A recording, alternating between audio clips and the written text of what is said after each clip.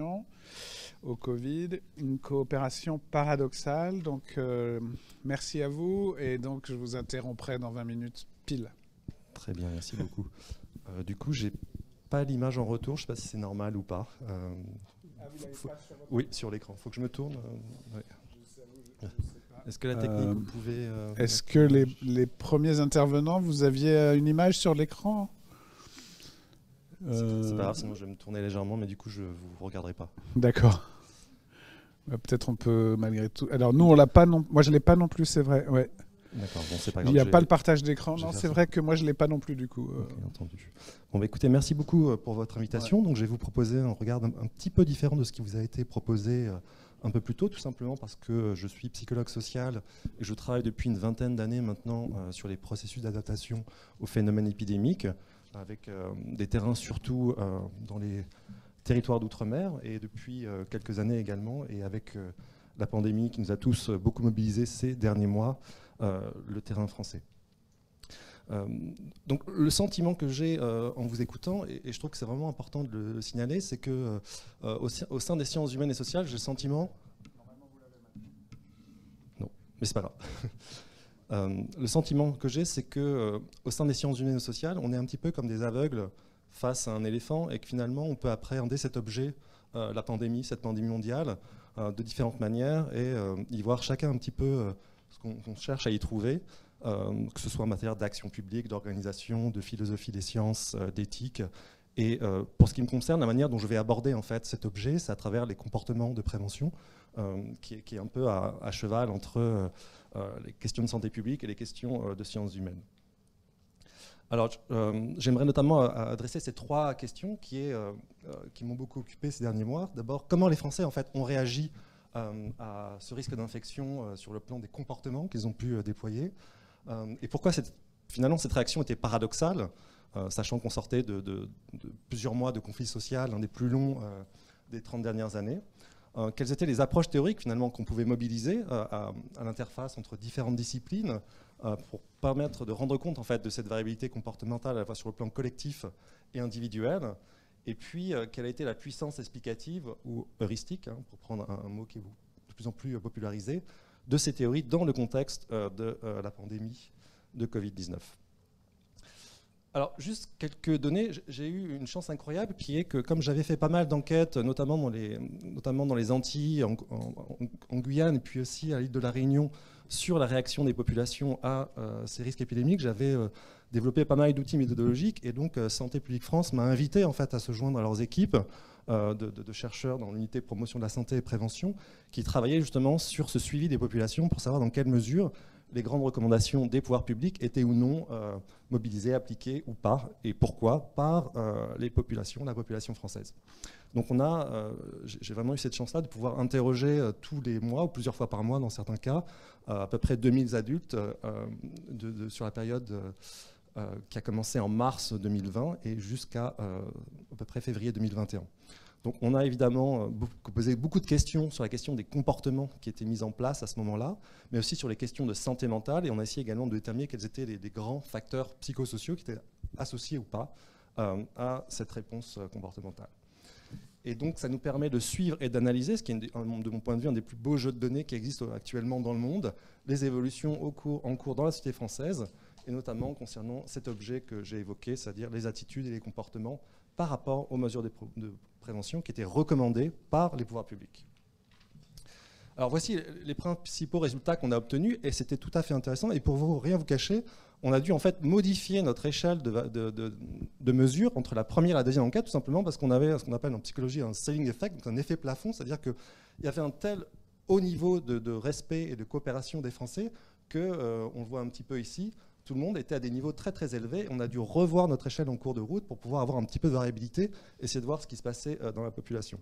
Il y a juste une mesure qui est extrêmement intéressante de mon point de vue, vous la voyez peut-être ici, c'est celle qui est en bas en rouge, le pointeur.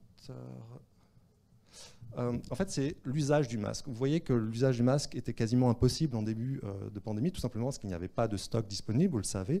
Mais ce qui est tout à fait intéressant, c'est que quand bien même les pouvoirs publics ne recommandaient pas leur utilisation, eh bien on a eu une espèce d'utilisation progressive et massive de la part des Français jusqu'à ce que ça devienne en fait soit recommandé, soit obligatoire. Sur la deuxième phase, on voit le plateau, hein, et à partir de ce plateau-là, les recommandations des autorités vont suivre et vont faire que progressivement, une très très grande majorité de nos concitoyens vont adopter massivement et largement l'usage de ce masque. On a également fait des observations ethnographiques tout à fait étonnantes, hein. C'est-à-dire que dans les parcs, que ce soit en région parisienne, à Nantes, etc., on avait des taux d'observance de ces comportements qui étaient quelque chose qu'on n'avait jamais vu et qui était comparable en fait avec des données qu'on avait à Hong Kong, par exemple, ce qui était totalement inattendu de notre point de vue. Deuxième chose que vous pouvez remarquer, c'est évidemment il y a une certaine plasticité comportementale, puisque, et on a modélisé ça, je vous montrerai ça tout à l'heure, les comportements étaient maintenus à un très haut niveau, si vous voulez, pendant la première partie de la pandémie, hein, qui correspond au premier confinement, donc qui est en pointillé. Et après le confinement, on a une diminution progressive dans la fréquence d'usage de ces différents comportements. Porter un masque en public, se laver les mains, éternuer dans son coude, enfin, toutes les grandes recommandations qui étaient largement diffusées dans les médias. Et puis, à partir de l'été, une reprise, une remontée à nouveau dans la fréquence de ces comportements. Alors, voilà ce que ça donne. Alors, évidemment, il y avait des différences sociales qui étaient extrêmement importantes. On a retrouvé les grands classiques des sciences humaines et sociales. D'abord, des différences de genre considérables, qui sont d'ailleurs inversées par rapport à la vaccination, c'est-à-dire que les femmes déclaraient beaucoup plus des comportements de prévention. Vous voyez, on est sur une médiane qui est quasiment à 8, ce qui est énorme. On a une échelle qui est complètement asymétrique, et puis qui était à peu près à 7 chez les hommes. C'était également structuré massivement par la variable d'âge, c'est-à-dire plus augmenté d'une décennie dans l'échelle de la pyramide des âges, si vous voulez, et plus les comportements étaient mis en œuvre par la population, enfin les comportements recommandés par les pouvoirs publics. Alors, ce qui est extrêmement étonnant, et nous, ça nous paraissait, parce qu'il y a quand même des stéréotypes autour des Français réfractaires qui ne suivraient pas les recommandations de pouvoir public. Il y avait un langage extrêmement défiant à la fois des institutions et de certains groupes sur la capacité des Français à suivre de manière libre, autonome ces recommandations, qui ont généré en fait un des niveaux de contrainte et de coercition qui étaient parmi les plus élevés du monde développé, d'après les études de l'université d'Oxford. Et vous voyez là, c'est une étude internationale qui est américaine en fait et qui a étudié la manière dont comment différentes populations à travers le monde ont réagi à cette crise. Et ce qui est tout à fait étonnant, c'est qu'en fait, les Français en jaune et les Italiens ici en vert étaient les populations qui suivaient le plus les règles, bien plus que les Allemands, les Autrichiens, les Américains ou même les Chinois, ce qui est assez étonnant. En tout cas, surprenant et inattendu. Alors, voici ce qu'ont été en fait les principaux résultats de nos enquêtes. Alors d'abord, un grand nombre de surprises qui a été que on a eu une énorme discipline, une énorme coopération de la part de la population française, qui était, certains ont même dit une docilité de la part des Français, qui était tout à fait inattendue, avec ce qu'on appelle, entre guillemets, des taux de comportement à risque qui étaient extrêmement faibles, extrêmement peu prégnants, de l'ordre de 5 à 10%. Et on avait entre 1 à 3%, selon les enquêtes, de gens qui déclaraient refuser de porter un masque, ce qui était exactement le même taux qu'on retrouvait dans les enquêtes qui étaient réalisées à Hong Kong. Qui est quand même une population qui a une habitude, enfin qui a une histoire, je pense que Frédéric Keck reviendra là-dessus, qui a une histoire autour du masque qui est beaucoup plus développée que la nôtre. Dernier point, on a quand même observé progressivement un essoufflement relatif dans le respect de ces recommandations au cours du temps, qui a été qualifié de phénomène de fatigue comportementale en fait, par l'OMS, qui est un concept très critiquable de mon point de vue, mais je ne sais pas si j'aurai le temps de revenir là-dessus. Alors pourquoi c'était extrêmement surprenant et paradoxal ? Tout simplement parce que ça faisait presque 20 ans qu'on documentait, en tout cas en France, le fait que parmi les vieilles démocraties libérales, la France était le pays dans lequel le taux de confiance, à la fois dans les institutions, mais dans les Français eux-mêmes, donc confiance dans autrui, était parmi les plus bas. Vous le voyez ici, évidemment au même niveau que celui qui était observé en Espagne, mais beaucoup plus bas que celui qui est observé par exemple en Amérique du Nord ou en Europe occidentale. La deuxième chose, et là je suis obligé de faire un peu de pédagogie sur les connaissances en fait, qu'on a accumulées en psychologie sociale sur les comportements à risque, il y a en fait une réponse, une relation qui est fonctionnelle entre la confiance qu'on accorde dans les institutions en général et la manière dont on perçoit les risques et les bénéfices liés à un objet ou une technologie, un médicament par exemple. Il y a des tas d'études qui ont commencé dans les années 2000 et qui ont bien montré cette relation fonctionnelle qu'on s'attendait en fait à retrouver dans le cadre de la pandémie de Covid. Vous voyez là dans les enquêtes qui sont réalisées en Europe. Et ce qui est apparu rapidement lorsqu'on a suivi les indicateurs de confiance dans les pouvoirs publics, à la fois la confiance dans la capacité des pouvoirs publics à contrôler la pandémie, mais aussi, vous le verrez tout à l'heure, à communiquer de manière objective et sincère, eh bien, vous voyez que, à part les toutes premières semaines de la pandémie, il y a toujours eu plus de gens défiants que de gens confiants dans la capacité des pouvoirs publics à contrôler l'épidémie. Et cette défiance, elle s'est en fait accentuée à partir de l'été, et elle est montée à des niveaux, je dirais, presque stratosphériques au cours de l'hiver dernier. Là, c'est le même graphe qui est un petit peu différent, mais qui suit la même tendance sur la confiance dans l'information. Voilà. Alors, juste pour revenir un peu à la théorie, et ce qui m'intéresse ici, c'est plutôt de vous parler des théories qui, en fait, qui ont été transdisciplinaires, c'est-à-dire qui ont été au-delà de l'anthropologie, de la sociologie, et qui ont influencé, par exemple, la psychologie sociale, mais pas seulement, il y a aussi des théories anthropologiques qui ont influencé la sociologie, par exemple. Et donc j'ai repris une typologie weberienne, puisque cette session s'appelle le savant et le politique, je crois, et pour vous dire qu'on peut dégager, en fait, ou identifier deux modèles de rationalité deux modèles de rationalité face au risque. Le premier, qui est donc celui qu'on peut qualifier de modèle de rationalité instrumentale, qu'on retrouve à travers différentes théories de l'acteur stratégique. Donc, vous connaissez tous ces grands modèles qui sont historiques, hein, qui datent des années 40, la théorie de l'utilité espérée, enfin qui ont des racines plus anciennes, mais qui ont été formalisées dans les années 40 et poursuivies dans les décennies suivantes. La théorie de la rationalité limitée, la théorie des heuristiques et biais cognitifs, avec notamment les travaux de Daniel Kahneman à partir des années 70 et qui ont été prolongés dans les années 2000. Et puis, moi, dans mon champ plus spécifique, les modèles d'adaptation à la menace, qui sont également très inspirés de ces modèles.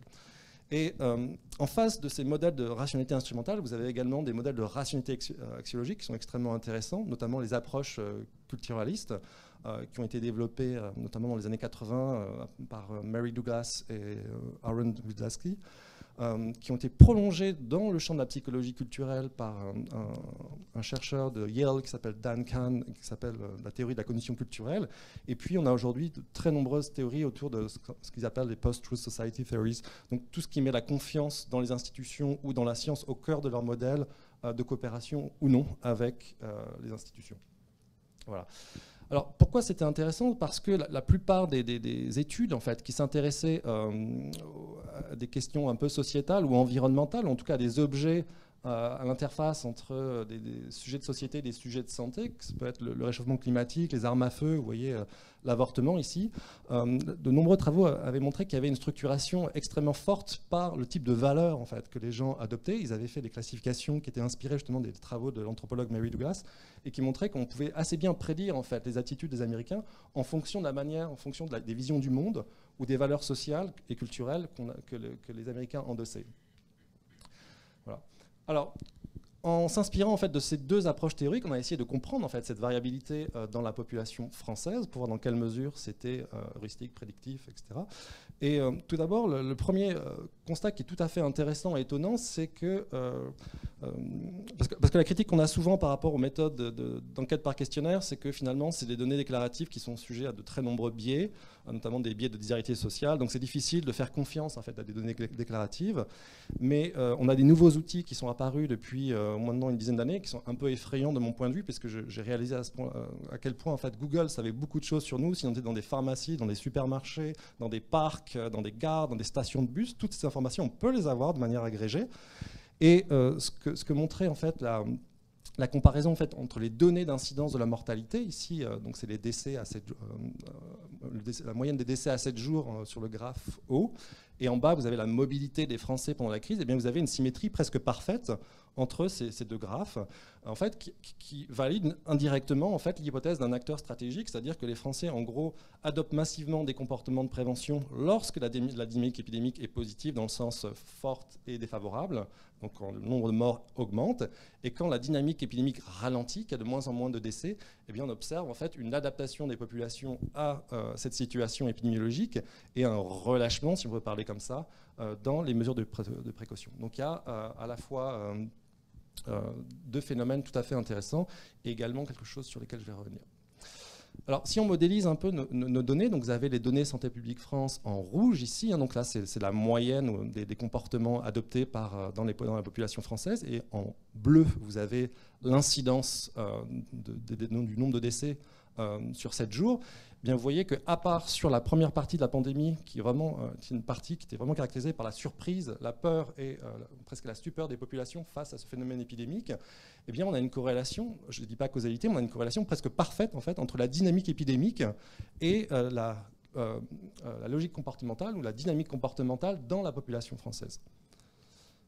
Alors, en utilisant un peu des outils mathématiques, on a notamment montré qu'il y avait deux phénomènes qui cohabitaient, si vous voulez. Il y a à la fois une plasticité comportementale, donc les comportements épousent d'une certaine manière cette dynamique épidémique, et d'autre part, sur le long terme, c'est vraiment sur le long terme, on a ce que l'OMS a appelé la fatigue comportementale, c'est-à-dire qu'on a une décorrélation progressive entre la fréquence des comportements de prévention, mais qui est de moins en moins corrélée à la fréquence des décès. Voilà. Alors, qu'en est-il? Donc, on a finalement un modèle de l'acteur stratégique qui marche assez bien pour expliquer de manière temporelle le comportement des Français, donc qui a une certaine logique sous-jacente qui un peu disparaît sous le flot, sous l'anti-grandissance des médias, si vous voulez. On a quand même globalement quelque chose qui est assez étonnamment prédictible si on se base sur des données épidémiologiques.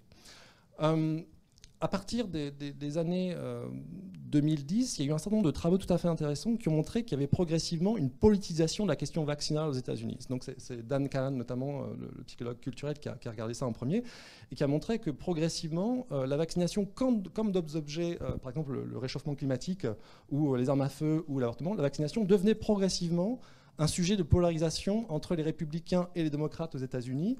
Et il prédisait, donc c'est un article qui est de 2013, donc il y a quand même quelques années, il prédisait en fait que ce sujet allait devenir de plus en plus polarisant dans la société américaine. Et vous voyez que notamment Donald Trump s'était emparé de cette polarisation et avait fait lui-même une campagne très critique où il avait endossé un certain nombre de théories conspirationnistes sur le fait que les médecins mentaient sur la vaccination. Qui a repris en fait ces thèses alternatives autour de la vaccination. La question, c'est dans quelle mesure ce phénomène qui a émergé aux États-Unis, on le retrouve également en France. On n'était pas tellement convaincus sur le fait que c'était le cas. Chez nous, la vaccination était plutôt quelque chose d'apolitique pendant très longtemps dans la société française. En tout cas, dans les grandes enquêtes telles qu'elles étaient réalisées, notamment par l'INPES ou Santé publique France dans les années 2000. Mais dans les premières enquêtes qui remontent au mois de mai 2020, lorsqu'on a croisé en fait les préférences politiques ou les orientations idéologiques des sujets avec leur intention vaccinale, on s'est aperçu que ça faisait une courbe en cloche, avec en fait, plus on était proche idéologiquement du centre politique, plus l'intention vaccinale était élevée, et inversement, plus on s'éloignait du centre politique en termes de préférence politique, plus on était défiant ou réticent par rapport à un vaccin qui à l'époque n'existe pas d'ailleurs. Alors les dernières enquêtes ont plutôt confirmé et accentué les effets que je vous montre là, qu'on a publié avec Patrick Peretti-Vattel et Jeremy Ward dans Lancet. Alors ça, c'est probablement la plus grosse étude qui a été réalisée sur la question des valeurs et des idéologies et de l'intention vaccinale notamment, ou d'autres comportements de santé à travers le monde. Et en fait, c'est tout à fait édifiant de voir que les effets qui étaient observés dans certains pays, comme aux États-Unis par exemple, on les retrouve dans de très nombreux autres pays. Et vous voyez que l'une des variables les plus prédictives, c'est les visions du monde ou les valeurs de type individualiste, qui sont une des plus explicatives en fait des réticences à adopter un certain nombre de pratiques de prévention, et ça inclut évidemment la vaccination.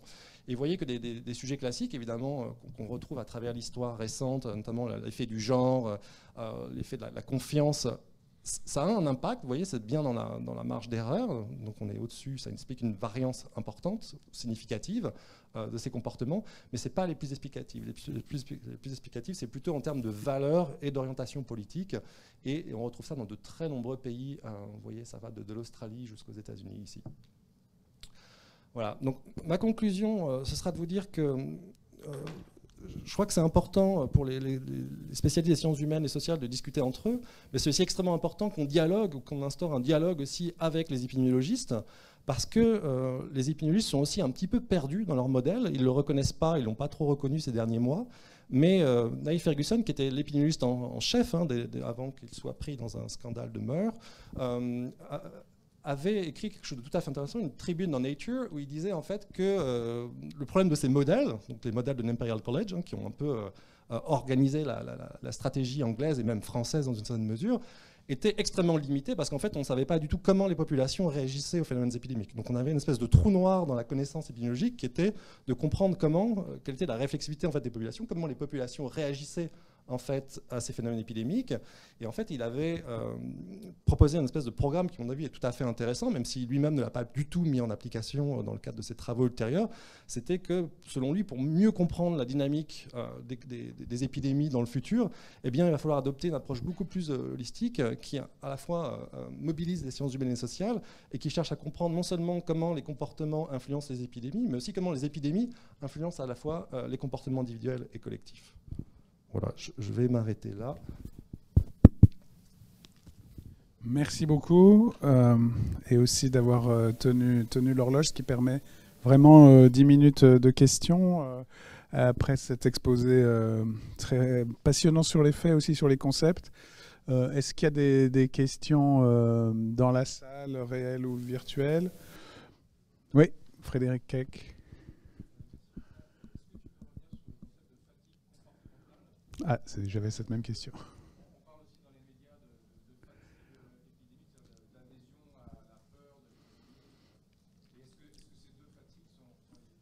Alors, je répercute la question, hein, parce que donc c'est sur la notion de fatigue comportementale et par rapport à la notion qui est apparue aussi dans des débats sur la fatigue épidémique.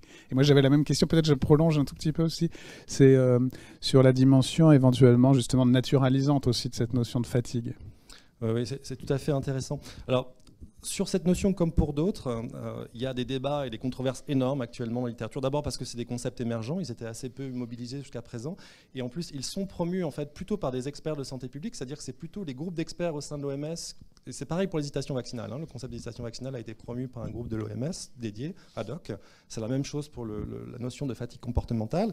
Et en fait, il y a eu au moins une vingtaine d'articles qui ont été publiés qui analysent en fait de manière critique ce concept.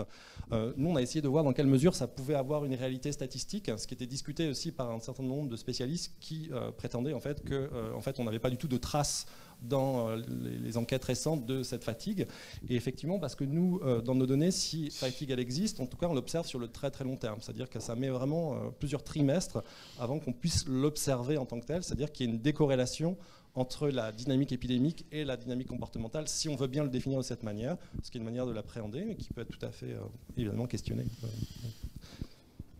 Une question, Luc Berlivet, et puis après une question.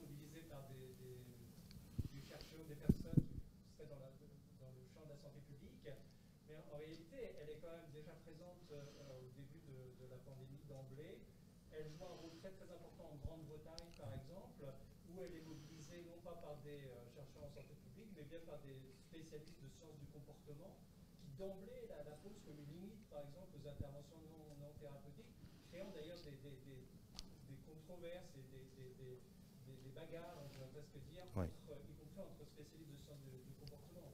Et ça va même aboutir à la création d'un groupe d'experts indépendants, enfin, se présentant comme indépendants. Donc toujours sur la notion de fatigue comportementale, avec aussi son évolution au cours de la pandémie et l'intervention de certaines disciplines comme les sciences du comportement, notamment en Grande-Bretagne pour la... Oui, moi j'adhère complètement à ce que vous dites, hein. C'est-à-dire que d'ailleurs je suis surpris que vous connaissiez aussi bien ce débat parce que c'est quand même quelque chose qui était très interne aux sciences du comportement, c'est-à-dire qu'il y a eu notamment dans le BMJ, British Medical Journal, vraiment des tribunes à n'en pas finir justement qui critiquait le fait que ce qui avait pu en partie influencer la réponse faible du gouvernement britannique au début de la crise, c'est le fait que certains conseillers qui se revendiquaient des sciences comportementales disaient non, surtout n'y allez pas maintenant parce que sinon les gens vont être fatigués trop tôt et donc on risque de les démotiver quand ce sera nécessaire de changer vraiment des comportements. Donc effectivement, il y a eu aussi des analyses stratégiques de ce type qui ont été réalisées et qui ne reposaient pas vraiment sur des preuves, puisque vous parliez de naturalisation de ce concept. Effectivement, c'est un concept qui vient de la physiologie, hein, la fatigue nerveuse. Et c'était un peu compliqué de l'extrapoler aux comportements, aux pratiques, aux conduites, enfin, peu importe le concept qu'on utilise, parce qu'on avait très peu de données à la fois empiriques et théoriques sur ces effets. Merci. Une autre question au fond de la salle. Si vous pouvez vous présenter aussi en posant la question.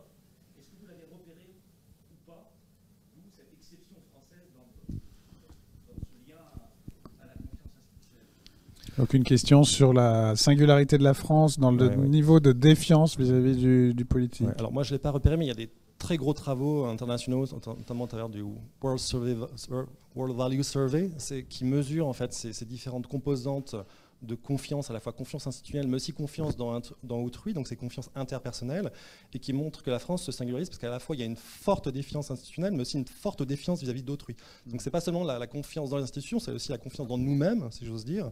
Et c'est pour ça que, point de vue, il y avait une réponse paradoxale, puisqu'on avait cette coexistence en fait entre un très faible niveau de confiance dans les institutions et les pouvoirs publics, et une très forte coopération, ou un civisme, ou une discipline, enfin vous pouvez l'appeler comme vous voulez, qui était très très claire et qui n'était pas seulement liée à des déclarations, des déclarations, puisqu'on la retrouve sur des données objectives telles que celles qui sont mobilisées notamment par les téléphones portables et à travers lesquelles on peut savoir où les gens sont en permanence. Merci beaucoup. Est-ce qu'il y a d'autres questions ? Moi, j'avais une question, il reste 3 minutes, sur la notion de comportement de prévention. Oui. En fait, comment est-ce qu'on les circonscrit, au fond ? Parce que c'est effectivement assez central. Et justement, comment est-ce qu'on les définit ? Comment est-ce qu'on les prescrit aussi ? Comment est-ce qu'ils sont ciblés comme des injonctions publiques ? Et comment est-ce qu'ils sont appropriés comme cette notion très intéressante de comportement de prévention. Ouais. Alors, déjà, ce qui est tout à fait intéressant, et que vous ne le savez peut-être pas, parce que vous n'avez pas forcément l'histoire de la psychologie sociale, mais c'est des sujets sur lesquels certains psychologues travaillent depuis les années 50. C'est-à-dire qu'au moment où on peut faire du dépistage de la tuberculose, puisque certains d'entre vous ont évoqué mais même sur le tabac, j'imagine, sur la sécurité routière, tout ça. La première fois, en fait, que les autorités de santé aux États-Unis vont financer et recruter des psychologues, c'est vraiment sur le dépistage de la tuberculose, c'est dans les années 50. Et en fait, les auteurs qui vont travailler sur ce sujet-là vont être également réquisitionnés dans les années qui suivent, parce qu'il y a ce qu'on appelle la pandémie de grippe asiatique à ce moment-là, donc on est dans les années 50 aussi, qui frappe les États-Unis comme l'Europe, qui a été évidemment beaucoup moins médiatisée et qui a fait quand même, à proportion gardée, à peu près un nombre équivalent de décès, si on prend la structure démographique de l'époque qui était différente de celle d'aujourd'hui. Eh bien, ils avaient déjà mobilisé en fait une partie de ces cadres théoriques et aussi une partie de ces questions sur qu'est-ce qu'un comportement de prévention. Et la manière dont nos disciplines se sont appropriées ou ont théorisé ça, c'est, pour faire simple, on distingue deux types de comportements. On distingue les comportements de réponse à la pandémie qui peuvent être adaptatifs ou mal adaptatifs, c'est-à-dire qui peuvent éventuellement favoriser le risque, comme le déni, la prise de risque, etc. Et les comportements de prévention qui, en fait, sont les comportements adaptatifs qui correspondent, même s'ils peuvent évoluer à travers le temps et l'histoire, aux comportements recommandés par les autorités publiques. Évidemment, ça pose un problème puisqu'un comportement de prévention au mois 1 va être un comportement non adaptatif au mois 10. On peut voir ça avec l'usage du masque en population, par exemple. Voilà. C'est la réponse à une injonction, justement. C'est le conformisme, en fait, dans la réponse. On est juste dans les temps. S'il n'y a pas de questions à distance... Je ne crois pas que je rate de questions à distance. Je ne vois pas de main levée. Voilà. Il y a encore une question. Il nous reste vraiment...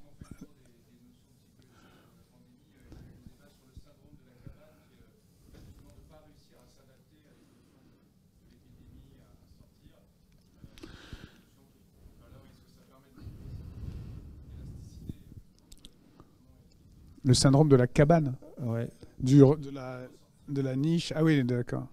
Alors, je Question pense sur que le syndrome de la cabane. ouais, je pense que c'est plutôt un concept journalistique en fait. Hein. Je ne crois pas que les psychologues aient vraiment travaillé sérieusement sur ce concept ou cet effet. Après, il est possible qu'il y ait des travaux en cours dont j'ignore les résultats et les tenants et les aboutissants. Mais je pense qu'effectivement, ça a été extrêmement médiatisé à une époque. Je ne sais pas s'il y a vraiment des travaux empiriques sérieux derrière cet effet. Ce qui est intéressant, c'est que même si c'est journalistique, ils ont utilisé une catégorie scientifique ou médicale qui est le syndrome, quoi. Ça fait science. Ouais. Comme pour rejoindre un peu parce que, enfin, très différemment la question du débat public. Bon, merci beaucoup à vous. Je vous en prie. Donc, nous allons maintenant passer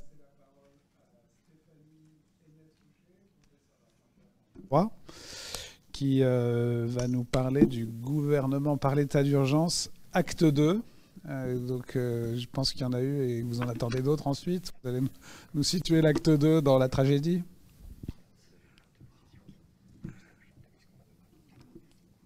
Merci. Merci beaucoup. Bonjour à tous et à toutes. Merci beaucoup aux organisateurs et aux organisatrices de m'avoir associé à ces 2 journées de réflexion très intéressantes. Alors, effectivement, moi, je vais parler du mode de gouvernement, du format que le gouvernement a choisi pour cadrer son action et sa réponse à la crise pandémique. Donc, en gros, je vais présenter quelques réflexions sur l'état d'urgence sanitaire qui a donc constitué le cadre juridique et politique de la réponse à la crise depuis mars 2020. Et il n'y a pas d'erreur dans mon titre. En effet, c'est bien acte 2 parce que d'emblée, je voudrais situer ces réflexions sur l'état d'urgence sanitaire dans une continuité avec l'autre état d'urgence sous l'empire duquel on a vécu du 14 novembre 2015 au 1er novembre 2017, donc pendant près de 2 ans. Et là encore, donc, en réalité, cette première proposition analytique de continuité entre l'état d'urgence sanitaire et l'état d'urgence antiterroriste résulte, puisqu'on en parlait tout à l'heure, de travaux collectifs qui ont été menés dans mon laboratoire au CREDOF de Nanterre, où entre 2015 et 2017, on avait fait un travail vraiment de codification, de classement, d'analyse de plus de 700 décisions de justice qui étaient le résultat de contestation de mesures prises sur le fondement de l'état d'urgence antiterroriste et travail d'analyse et de classement qu'on a largement continué sous l'état d'urgence sanitaire. Alors pourquoi est-ce que cette proposition de la continuité, elle paraît intéressante ? D'abord parce que, en réalité, ces 2 états d'urgence ont pour point d'aboutissement que nous avons vécu 40 des 68 mois écoulés depuis novembre 2015 sous état d'urgence. Autrement dit, l'état d'urgence s'impose comme une nouvelle normalité politique. En tout cas, il y a une permanence inédite de cette forme juridique qui est l'état d'urgence au rang des modes de gouvernement. Et il me semble que, évidemment, cette permanence, elle mérite d'être interrogée, ne serait-ce que sur le fondement d'une hypothèse assez basique, qui est que, probablement, on ne gouverne pas impunément par état d'urgence.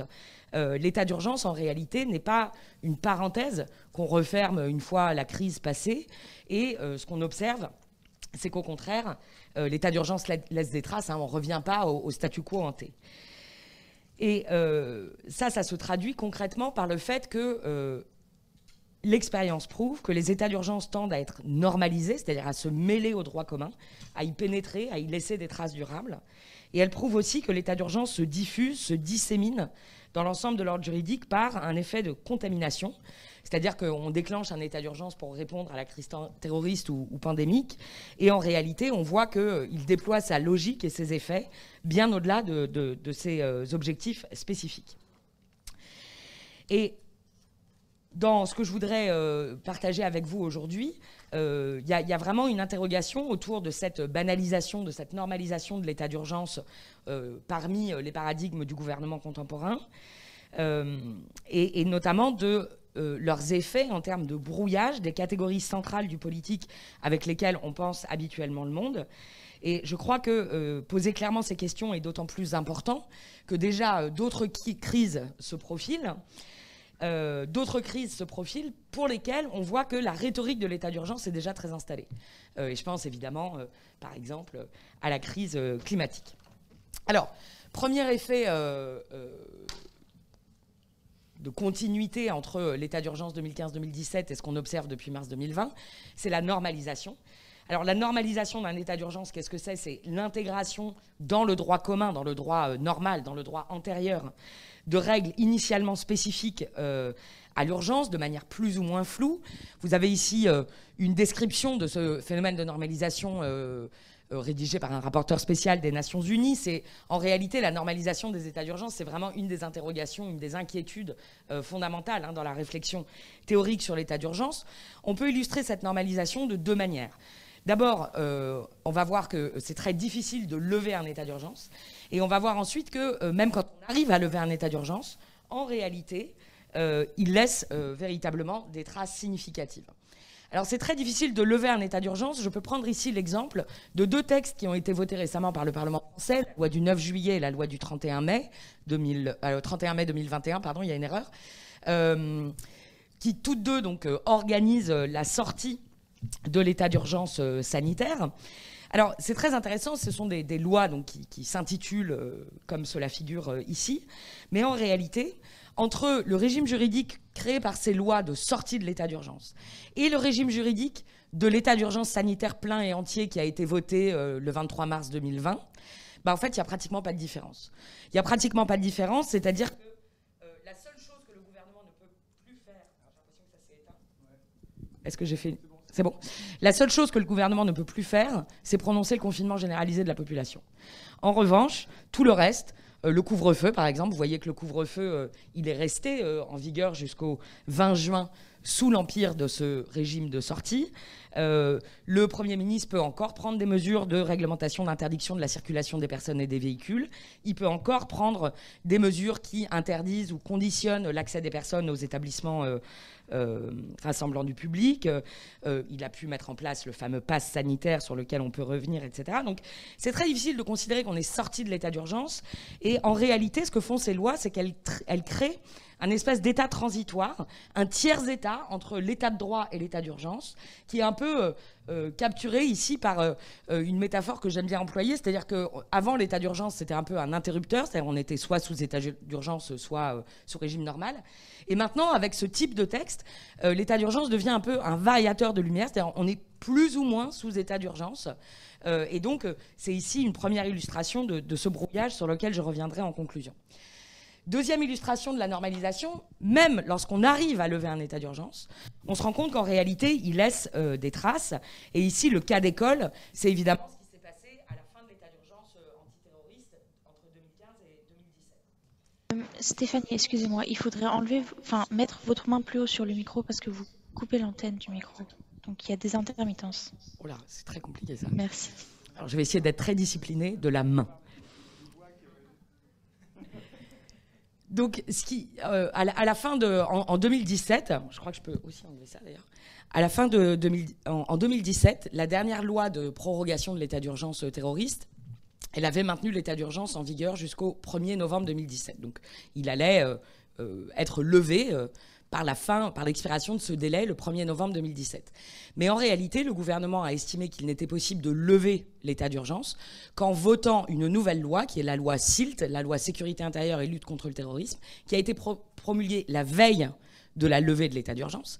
Et l'objet de la loi SILT, c'était précisément de transposer dans le droit commun 4 des mesures phares de l'état d'urgence sanitaire, sécuritaire 2015-2017, que vous avez ici. Donc on avait dans l'état d'urgence l'assignation à résidence, la perquisition administrative, la fermeture administrative des lieux de culte et les zones de protection et de sécurité. Et on les a quasiment à l'identique dans la loi SILT, c'est-à-dire désormais en permanence, avec juste un petit jeu de mots, puisque par exemple les perquisitions administratives s'appellent désormais des visites et saisies, c'est plus sympathique. Mais en gros, on a véritablement une transposition dans le droit commun des mesures de l'urgence. Alors le deuxième mouvement que je voulais indiquer, c'est celui de la contamination. C'est un mot qui est fort, bien sûr, mais c'est pas le plus fort. Hein. La rapporteure spéciale de l'ONU sur le contre-terrorisme parle d'infection, donc voilà, ça fait peut-être écho à certaines des interventions précédentes. Alors là, on peut illustrer cette idée de contamination de deux manières. D'abord, l'état d'urgence, on voit qu'il est très difficilement cantonné, c'est-à-dire qu'il va sortir de son lit. Et ensuite, c'est véritablement un régime juridique qui charrie avec lui un paradigme de gouvernement par l'exception, qui pose des problèmes de proportionnalité et qui, en fait, légitime, rend acceptable toute une série de mesures d'adaptation, de durcissement du régime juridique sur notamment un grand nombre de libertés fondamentales. Alors l'état d'urgence sort de son lit, bon ça vous en avez tous beaucoup entendu parler. En réalité, ce qu'on observe, c'est qu'on va déclencher un état d'urgence pour une raison donnée et les autorités administratives vont se mettre à l'utiliser pour des objectifs tout à fait différents. Ça a été illustré dès l'état d'urgence de novembre 2015 par le fait que dans le cadre des manifestations qui devaient se tenir en parallèle de la COP, il y a une trentaine de militants écologistes qui avaient fait l'objet de mesures d'assignation à résidence et dans une très importante décision de décembre 2015, le juge administratif suprême avait jugé que c'était tout à fait possible qu'un état d'urgence déclenché pour faire face à un risque terroriste soit utilisé à d'autres fins. Alors c'est une décision très importante parce qu'à partir de là, l'état d'urgence comme régime juridique opère une mue fondamentale puisque d'outil taillé au caractère exceptionnel d'une menace, il devient un instrument de gestion du tout venant du maintien de l'ordre, enfin du tout venant de l'ordre public.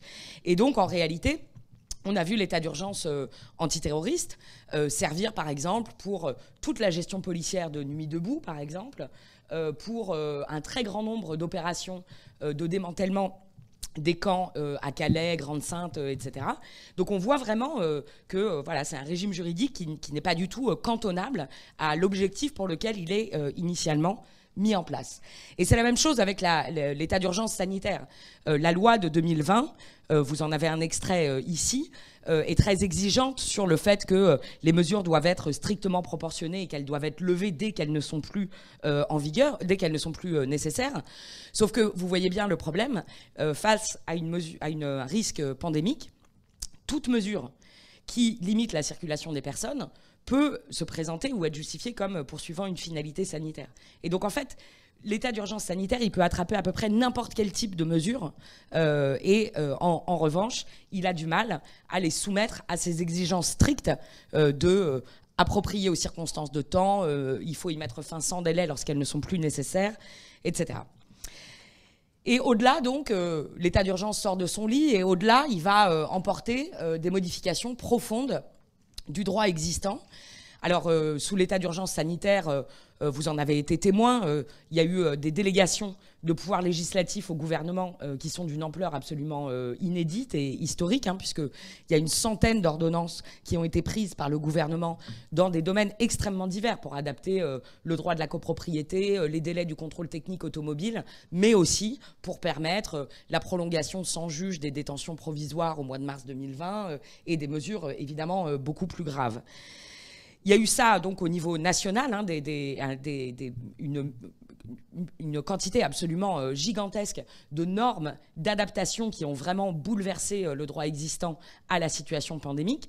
Et au niveau local, ma collègue Lisa Carayon présentera des résultats d'une enquête spécifiquement sur les réponses locales à la crise. Mais au niveau local, ce qu'on voit aussi, c'est qu'il y a eu une sorte de phénomène d'hystérie normative où on a vu des arrêtés préfectoraux qui interdisaient absolument tout et n'importe quoi. C'est-à-dire qu'on était déjà en situation de confinement généralisé de la population et on avait partout des arrêtés qui interdisaient d'aller sur les sentiers de randonnée, sur les plages, sur les rivières, sur les lacs, etc. Sauf qu'en fait, on n'avait déjà pas le droit de sortir de chez soi. Donc, et puis, on a eu des arrêtés anti-crachat, des arrêtés anti-position statique, des arrêtés interdits de s'asseoir sur un banc. Enfin, il y a vraiment eu une sorte de folie normative extrêmement intéressante à analyser. Et donc, tout ça, ça aboutit à ce que la CNCDH a qualifié de restriction aux libertés d'une ampleur jamais égalée dans un avis de mai 2020. Et au-delà, ce sur quoi je voulais attirer l'attention, c'est que ce qu'on observe, c'est que cet ancrage de l'état d'urgence comme mode de gouvernement depuis 5 ans, plus de la moitié du temps sous état d'urgence, eh ben, ce que ça nous amène à voir aujourd'hui, c'est un abaissement généralisé de la garde des citoyens, des institutions, du gouvernement de manière générale, sur tous les standards habituels en matière de droits et libertés. Et donc j'ai mis ici un florilège absolument non exhaustif de textes ou de réformes importantes qui sont advenues au cours seulement des dernières années en matière de droits et libertés.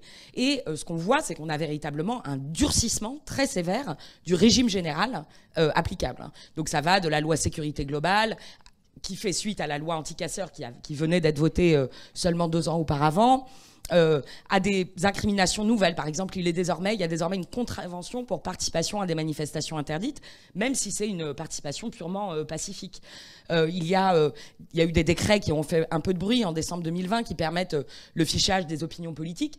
Et de manière générale, il y a ce que beaucoup d'acteurs ont noté, à la faveur en particulier de l'état d'urgence sanitaire, une approche très policière de la santé publique, avec des éléments très troublants. Par exemple, il y a eu beaucoup de tweets du ministre de l'Intérieur sur la première phase de l'état d'urgence sanitaire qui se félicitait du nombre de contrôles réalisés et du nombre de verbalisations signifiées pour méconnaissance des obligations liées au confinement.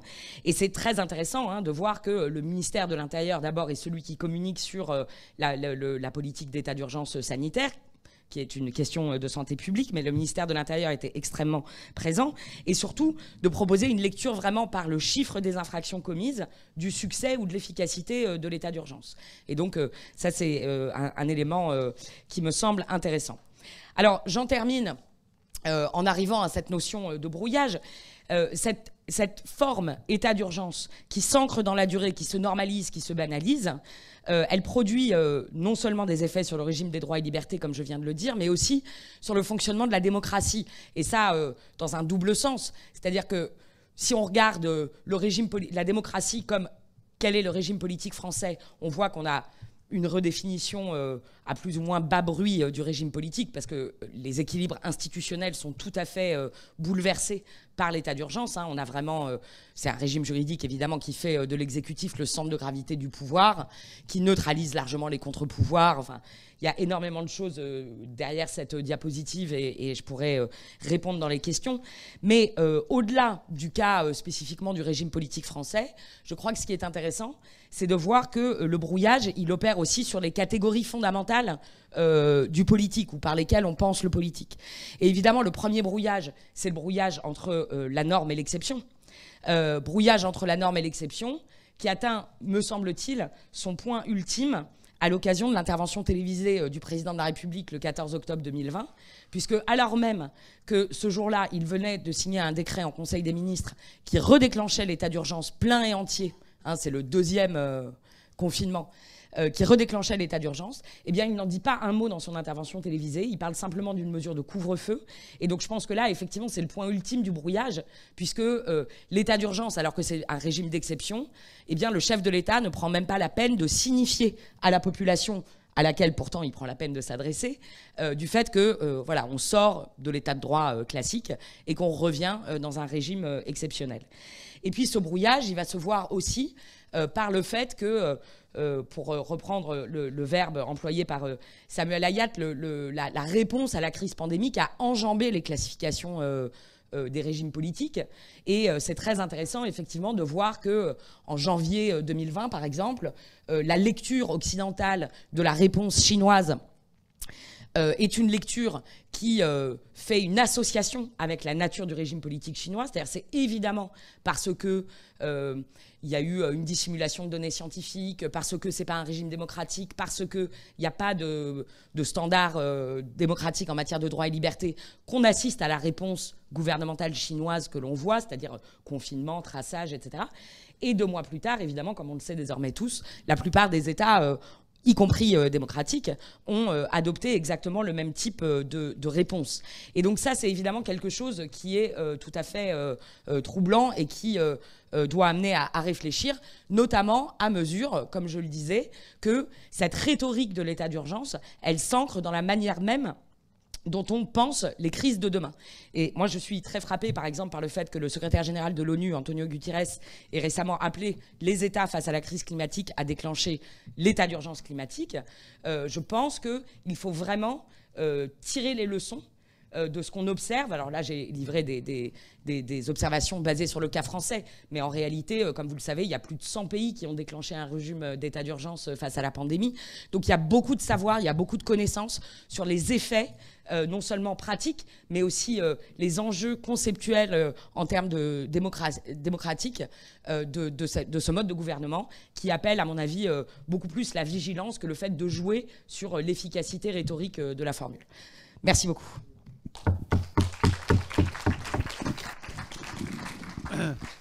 Merci à vous pour cet exposé impressionnant. Il y a sûrement beaucoup de questions. Je vais m'en permettre une, peut-être pour ouvrir le débat, parce que ça m'a beaucoup impressionné aussi. Pardon, celui que j'ai croisé aussi. Je voulais vous demander s'il n'y a pas quelque chose de très particulier qui est à la fois, qui pourrait être non pas rassurant, mais fournir un cadre, et puis en même temps dont l'absence serait encore plus inquiétante. C'est le lien entre l'urgence médicale, sanitaire, disons, avec ces critères qui sont très simples, hein, en santé publique, disons, enfin, c'est le débordement des systèmes de santé d'urgence, justement, donc les fameux lits en réanimation, qui pourraient, en un sens, fournir un critère, une urgence justifiant l'autre. Dans la justification et la proportionnalité, on a l'impression que là, on a un critère et que même si la sortie maintient des mesures, des dispositifs, on a au moins un critère pour dire on y rentre, on en sort, etc. Et du coup, dans l'articulation entre ces deux urgences, et c'est le lien aussi avec les autres exposés de la matinée, d'un certain côté, est-ce que vous pensez que ce lien a été utilisé de manière quand même proportionnée, ou est-ce que vous pensez que même ce lien ne va pas fonctionner et que finalement il est très fragile, et au fond la dérive que vous pointez qui pour le terrorisme s'appuie justement sur une sorte de menace qu'on prétend diffuse, qu'on prétend toujours là, etc. Mais là on a l'impression qu'on avait un critère. Si même ça se généralise, alors qu'on croit avoir un critère, en tout cas objectif, voilà, est-ce que vous pensez qu'il y a l'articulation entre les deux régimes d'urgence, finalement, médico-social et juridique? Alors, c'est une question très intéressante, d'autant plus qu'effectivement, il y a bien sûr eu des critères de détermination de l'action publique et de détermination des régimes, état d'urgence plus ou moins fort, telle mesure, etc. Ouais. Voilà. Cela étant, ils n'ont jamais vraiment été rendus publics de manière, de manière à les rendre discutés, falsifiés, etc. En l'occurrence, les résultats de l'ANR Localex répondront peut-être plus précisément à votre question. Je regarde Christelle Chidia, qui est doctorante, qui travaille sur le projet. Donc Lisa Carayon les présentera des résultats demain, où justement, il y a tout un travail de croisement, en fait, de cartographie des mesures locales, préfectorales et municipales prises sur le fondement de l'état d'urgence sanitaire, et de croisement avec des données épidémiologiques, justement, saturation des lits, de taux de positivité des tests, etc. Alors moi, je vais pas livrer les résultats, d'autant que je le ferai de manière un peu éloignée de ce projet, mais il y aura des résultats là-dessus demain. En revanche, ce que je voulais peut-être juste ajouter, c'est que sur cette question des critères et de la nature ou du traitement des critères dans les décisions d'état d'urgence, il y a une chose qui est très intéressante et qu'on a commencé à observer sur le terrorisme, et qu'on observe un peu de la même manière sur l'état d'urgence sanitaire, c'est que, en fait, les états d'urgence, c'est ce qu'on appelle des mesures de police administrative. C'est-à-dire c'est des autorités administratives qui prennent des mesures restrictives des libertés, et il n'y a pas de contrôle du juge judiciaire, puisque, justement, c'est les autorités administratives. Donc il y a évidemment un enjeu très grand en termes de liberté, puisque c'est normalement le juge judiciaire qui protège les libertés. Et toute mesure de police administrative, elle est justifiée par une finalité qui est de prévenir les troubles à l'ordre public. Et ce qu'on observe à la faveur de l'état d'urgence terroriste et sanitaire, c'est que cet objectif préventif tend à se muer en un objectif prédictif.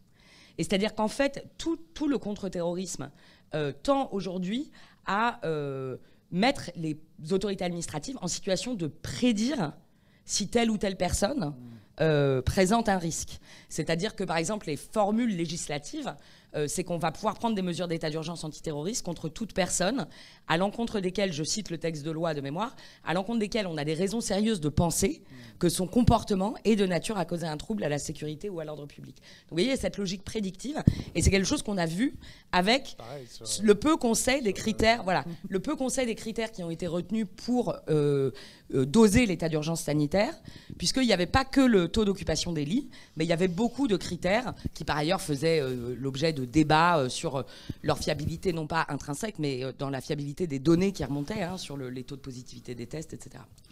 Alors, du coup, il y a 4 questions, même je crois 3 questions qu'on va peut-être écouter simultanément. Elles viennent de la même zone de l'amphithéâtre. Donc, peut-être de bas en haut. Donc, Arnaud Esqueré, puis derrière vous, puis...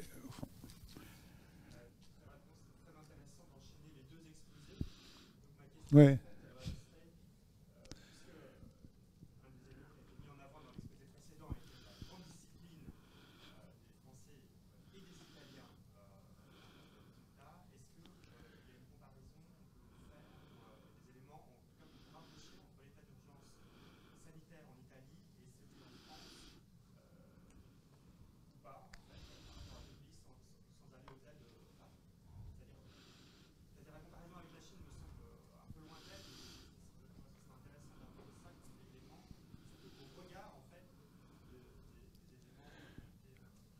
Je vous propose d'attendre les 3 questions. Ouais. D'accord.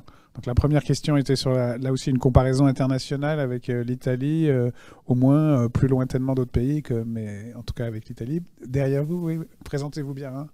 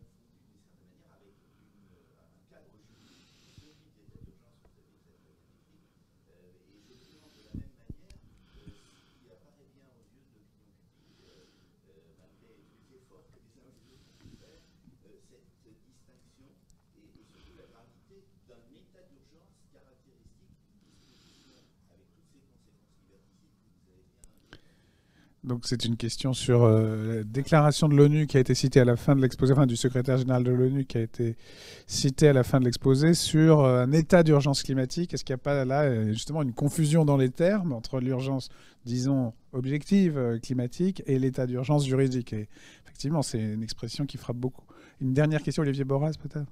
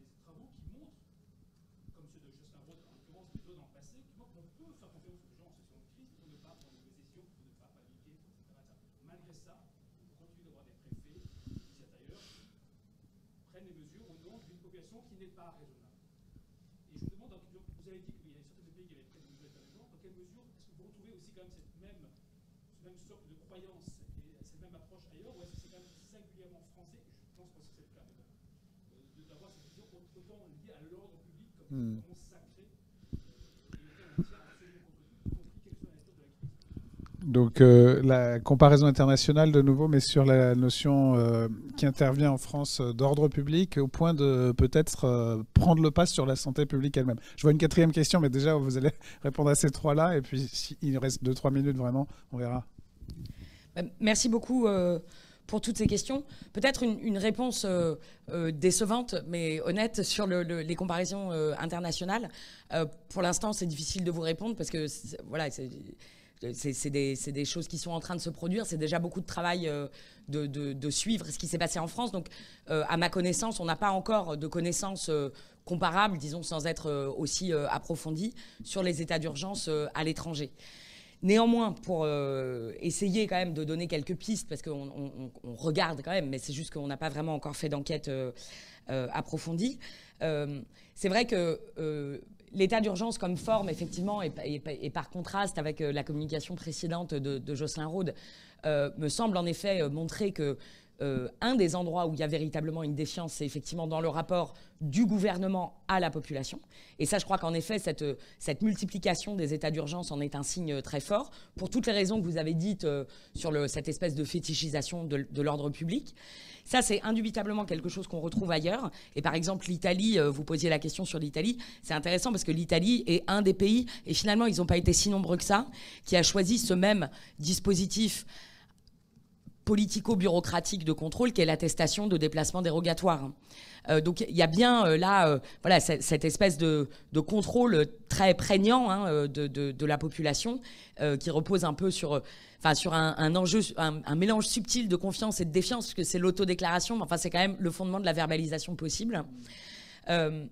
Donc sur cette fétichisation de l'ordre public, vous avez tout à fait raison, mais ça produit quand même un effet en France qu'on ne va pas nécessairement retrouver dans d'autres pays, à cause, pour le coup, de spécificités relatives, pour le coup, du régime politique, et avec des formes de concentration du pouvoir exécutif et en réalité d'hyper-présidentialisation qu'on voit dans votre livre sur la mise de côté de toutes les agences, mais qu'on voit de manière paroxystique quand c'est plus le Santé publique France ou le Conseil de la santé publique qui sont mis de côté au profit du Conseil scientifique, mais quand c'est le Conseil des ministres qui est mis de côté au profit du Conseil de défense sanitaire, dans lequel les décisions sont prises quelques heures avant qu'elles soient entérinées au Conseil des ministres. Donc il y a cette... En fait, ordre public, vous avez tout à fait raison, mais en réalité, en termes de pouvoir politique, derrière l'ordre public, c'est le gouvernement, et donc c'est l'exécutif. Et là, on a des choses qu'on n'a pas observées de la même manière dans d'autres pays. Et par exemple, en Italie, où on a effectivement une réponse qui est comparable, d'abord parce que les compétences de santé sont régionales, ensuite parce qu'on a une pente gouvernementale différente, on n'a pas observé exactement le même phénomène. Et sur la question d'une confusion entre urgence climatique et état d'urgence climatique. Bon, d'abord, c'est vraiment bel et bien état d'urgence climatique dont parle Guterres. Et de fait, il y a déjà 30 pays qui ont suivi et qui ont déclaré l'état d'urgence climatique. Alors pour l'instant, ça ne veut peut-être pas forcément dire grand-chose parce que ça ne renvoie pas à des formes juridiques aussi précises que celles qu'on a en matière sanitaire ou terroriste. Mais effectivement, je crois qu'il y a une sorte de piège rhétorique, à mon avis, qu'il est assez important de déminer. Et une manière de le déminer, ça peut être, à mon sens, vraiment d'insister sur le fait que les états d'urgence... Bon, la littérature sur l'état d'exception est un peu compliquée, mais grosso modo, ça renvoie quand même à la figure de l'état d'exception. Ce qu'on voit, c'est qu'ils sont appliqués aujourd'hui à des situations qui ne sont pas du tout exceptionnelles en réalité. C'est-à-dire qu'on applique des régimes d'exception à des menaces qui sont permanentes. C'est-à-dire, on ne peut pas dire que le terrorisme est une situation... Alors, bien sûr, il peut y avoir un moment de crise, c'est-à-dire les attaques du Bataclan et du Stade de France, ok, je vois bien que c'est un moment différent, mais la menace terroriste elle-même, elle est permanente. Et d'une certaine manière, les crises pandémiques, elles étaient annoncées, elles sont annoncées de nouveau pour le futur, etc. Et donc, c'est quand même une réflexion, effectivement, sur le caractère peut-être non ajusté de ce type de régime à des situations qui sont en fait beaucoup plus durables qu'elles ne ressemblent à des périls imminents comme l'exigent les textes. Merci beaucoup. Merci, on est obligé de s'arrêter. On a débordé d'un peu, mais désolé pour la question que vous pourrez poser autrement. On a un dernier exposé pour cette matinée qui nous mènera jusque vers 13h20, donc 13h24 même, puisqu'on commence à 12h54. Et c'est Alexis Spire sur...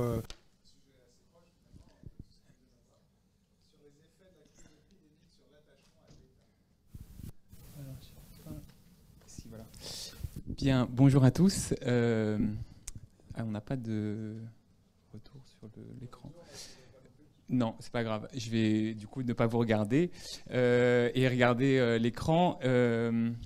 Donc voilà, moi je suis directeur de recherche au CNRS et sociologue, et on va reparler en fait de questions dont on a beaucoup parlé depuis le début, à savoir les questions de confiance, les questions de rapport aux institutions étatiques, mais sous un angle plus sociologique, donc, et en essayant de poser cette question de ce que la crise a fait finalement au rapport à l'État et au rapport aux institutions étatiques, puisque moi, quand la crise s'est déclenchée, j'étais pas du tout spécialiste de santé publique, mais plutôt, je travaillais plutôt sur justement les questions de rapport aux institutions étatiques, à la justice, rapport à l'impôt, et c'est ce qui m'a intéressé dans cette crise, puisque une des caractéristiques de cette crise, c'est la réaffirmation, on peut dire, totale de l'État régalien, avec le paiement par l'État de 12 millions de salaires, évidemment avec le confinement, la suspension, la restriction des libertés, l'état d'urgence, on vient d'en parler. Et la question qu'on peut se poser au terme de cette longue réaffirmation de l'État régalien, c'est qu'est-ce qu'il en ressort du point de vue des rapports à l'État et du point de vue des relations à l'État, des différentes catégories sociales, des différentes catégories d'âge, voilà, et des différentes générations. Et ce que je vais essayer de montrer, c'est que en fait, la crise de ce point de vue-là n'a pas bouleversé les rapports aux institutions étatiques, mais elle a fortement durci les clivages, et elle a accentué, on pourrait dire, la confiance dans l'État chez les plus âgés, les membres des classes supérieures, les habitants des grandes villes. Et puis, inversement, a beaucoup accentué le sentiment de distance à l'égard des institutions. Alors, pour le faire, en fait, il se trouve que là, ce que je vais essayer de restituer, c'est un projet collectif donc, qui a été financé par l'ANR, qui s'appelle « Confiance dans les institutions étatiques et scientifiques à l'épreuve du Covid », qui est un projet collectif et qui a pour ambition de combiner à la fois des enquêtes quantitatives, et donc là, j'en parlerai un petit peu, notamment, j'ai bénéficié... Merci. J'ai bénéficié de pouvoir participer, disons, au groupe EPICOV, qui est un gros échantillon en fait, qui a été passé pour l'instant 2 fois en mai et en novembre 2020. J'y reviendrai en fait avec 110 000 et 85 000 répondants, et dans le cadre où le questionnaire a été supervisé par un collectif de chercheurs piloté par Nathalie Bajos. Et puis j'utiliserai aussi une enquête alors beaucoup plus restreinte du CREDOC, mais qui permet d'avoir plusieurs points d'observation dans le temps, puisque une des difficultés, à mon avis, pour analyser cette crise épidémique, c'est en fait sa dimension temporelle et le fait que c'est extrêmement difficile de porter un jugement, disons, sur l'effet de la crise épidémique sans introduire cette dimension temporelle. Et il se trouve que le fait de disposer comme ça de plusieurs points dans le temps permet en gros de pallier cet inconvénient. Et puis donc des enquêtes qualitatives dans 2 villes en l'occurrence, à Mulhouse, dans le Grand Est, notamment avec la collaboration de Joseph Hiver, et puis à Angoulême où on a constitué un groupe avec les étudiants du master pour faire une enquête qualitative. Donc ça, c'était pour alimenter, disons, les résultats sur la population générale. Et puis on a voulu travailler aussi sur les agents de l'État et notamment sur les agents des hôpitaux et le rapport à l'État des agents des hôpitaux. Et donc pour ça, j'ai travaillé avec Maud Gély et Christelle Gris sur un hôpital de région parisienne et un hôpital du Grand Est. L'idée étant à chaque fois de faire varier les méthodes, les points de vue, les lieux, les moments et on pourrait dire aussi les échelles d'observation. Alors, comme je l'ai dit, donc une pandémie qui creuse les clivages. Ce qu'on voit d'abord, c'est que, alors là, c'est d'abord avec l'échantillon EPICOV, c'est que de mai à novembre 2020, donc on a ces 2 premiers points, la confiance dans les pouvoirs publics s'est plutôt érodée, de pas beaucoup en fait. C'est des petites variations, mais si on compare avec la confiance dans les scientifiques, puisque on avait posé les 2 questions, qui est relativement stable, donc la confiance des scientifiques autour de 80%, on a une érosion plus importante, disons, sur la question du rapport au pouvoir public. Et cette érosion, elle est particulièrement marquée en fait au sein des classes populaires, puisque en fait le taux de confiance des cadres est resté relativement stable, alors que chez les ouvriers, on passe de 46,7% à 42,9%. Et on peut regarder aussi du point de vue du diplôme, et on voit que le taux de confiance des non-diplômés est passé de 45,7% à 40,7%. Alors, les raisons, là, il faut aller peut-être les chercher justement dans les enquêtes qualitatives, en fait. Hein. On a, en fait, en mai 2020, un clivage au sein des classes populaires entre ceux qui ont pu télétravailler et ceux qui ont continué à travailler dans les métiers essentiels, d'une part, et puis d'autre part, ceux qui ont touché le chômage partiel et ceux qui ont basculé dans la pauvreté, hein, des intérimaires, des précaires. Et donc, on a ce double clivage qui s'installe en mai 2020. En novembre 2020, c'est davantage, disons, la dominante sanitaire tend à s'estomper, et c'est davantage la crise sociale qui est la plus marquée. Et on le retrouve d'ailleurs dans les statistiques d'Epicov, puisque ce sont les ménages qui ont été touchés par la baisse d'activité qui sont le plus distant. Quand on pose la question de la détérioration de la situation financière, hein, on a 37,7% de ceux dont la situation financière s'est dégradée qui se disent confiants envers le gouvernement, alors que cette part est de 52% pour ceux qui n'ont subi aucun changement. Et donc ce qu'il faut savoir, c'est que encore une fois, quand on parle de classe populaire, ce qui se cache derrière ces grandes masses, en fait, il y a des compositions internes qui sont très, très hétérogènes, mais il y a à la fois des ménages qui dépendent de l'État social, voilà, il y a des classes populaires au travail qui potentiellement sont restées en chômage partiel, il y a des classes populaires qui ont continué à travailler, mais ce qui a été très marquant, c'est que d'abord, beaucoup de guichets de l'État social sont passés en télétravail, et que ça, c'est tout au long d'une certaine manière de la crise épidémique que ça a pesé, ça a posé des questions, et ça a rendu difficile d'accès à un certain nombre d'administrations, notamment pour ceux qui avaient des difficultés à avoir accès aux prestations dématérialisées. Et puis, ce qui ressort le plus, disons, dans les entretiens, c'est la question des décisions, des décisions qui ont été prises par l'État d'en haut, par les politiques, qui est perçue comme contradictoire, donc à la fois sur la fermeture, ouverture des écoles, la question des commerces de proximité, et puis le confinement à géométrie variable. Ce qui était très frappant, c'est de voir que autant la question du premier confinement a plutôt été... il y a plutôt eu un relatif consensus, disons, notamment au sein des classes populaires, et ça correspond aussi à des effets de conformation qu'on a vu tout à l'heure, hein, sur la nécessité du premier confinement, qui est lié à l'effet de surprise, qui est lié... et que plus on s'avance dans la crise épidémique, et plus les confinements et les couvre-feux deviennent à géométrie variable, et plus ils sont difficilement acceptés. Ça peut avoir affaire à ce qu'on disait tout à l'heure sur la fatigue comportementale, la fatigue épidémique, mais c'est aussi la perception en tout cas d'injonctions de l'État qui sont de plus en plus difficiles à lire, de plus en plus difficiles à comprendre, et perçues comme de plus en plus contradictoires.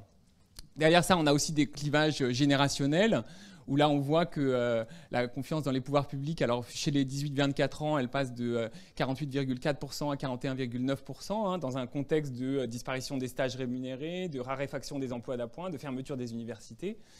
Et que cette perte de confiance chez les 18-24 ans, elle est d'ailleurs beaucoup plus marquée pour les femmes que pour les hommes.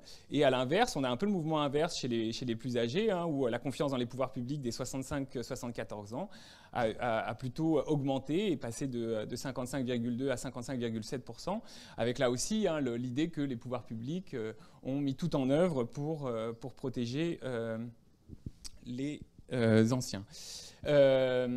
Dernière dimension, en fait, hein, c'est la question des origines, avec là quelque chose d'assez intéressant sur la question de la confiance chez les immigrés, chez les enfants d'immigrés, puisque on a pu poser ces questions-là dans l'enquête Epicov, même s'il y a eu quelques réticences au départ. Finalement, elles y figurent, et c'est heureux pour la compréhension des processus sociaux. Ce qui est très frappant, c'est qu'on a plutôt une confiance des immigrés envers les pouvoirs publics qui est plus importante que ce qu'on pourrait dire chez les Français d'origine ou population de référence, hein, ceux qui ne sont pas immigrés. Et ça, on peut le chiffrer. C'est aux deux périodes, en fait, hein, même s'il y a un fléchissement là aussi, en fait, c'est quand même significativement au-dessus, hein, on a 5 points de différence. L'explication qu'on peut y apporter, c'est l'idée que, en fait, les immigrés vivent dans un double espace national, et que la perception qu'ils ont de l'attitude des pouvoirs publics, ou en tout cas de la politique de l'État, elle est toujours en comparaison avec celle de leur pays d'origine, surtout dans le cadre d'une crise d'une crise épidémique qui est mondiale d'une certaine manière. Et cette intuition-là ou cette grille d'interprétation, elle est d'une certaine manière confirmée quand on essaye de regarder les taux de confiance par pays d'origine pour la période, là je l'ai fait de mai 2020, pardon, où on voit que le taux de confiance des immigrés originaires d'Afrique c'est 62,4%, des immigrés originaires du Maghreb c'est 60,6%, mais surtout ce qui est très frappant c'est le gros écart avec les immigrés originaires d'Asie, 52%, comme s'il y avait une espèce de dans ces différents cas d'immigration non européenne, en fonction des raisonnements comparatifs que justement ces populations peuvent faire, on a des taux de confiance qui varient quand même assez significativement selon les origines.